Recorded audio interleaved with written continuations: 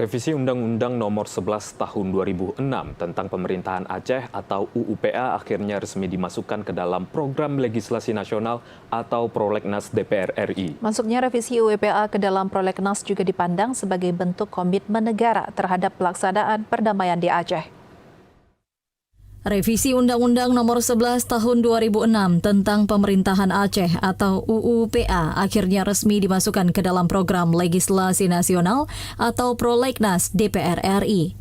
Keputusan ini menjadi kabar penting bagi rakyat Aceh setelah sekian lama aspirasi mengenai penyempurnaan pelaksanaan UUPA terus disuarakan oleh berbagai elemen, baik dari pemerintah daerah, akademisi maupun masyarakat sipil.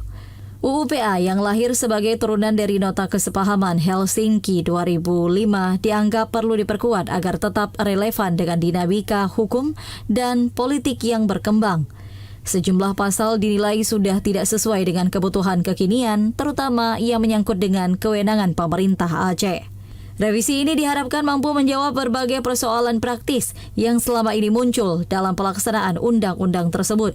Masuknya revisi UUPA ke dalam Prolegnas juga dipandang sebagai bentuk komitmen negara terhadap pelaksanaan perdamaian di Aceh.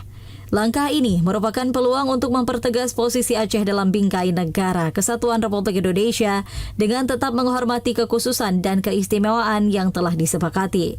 Meski begitu, perjalanan revisi UUPA masih panjang.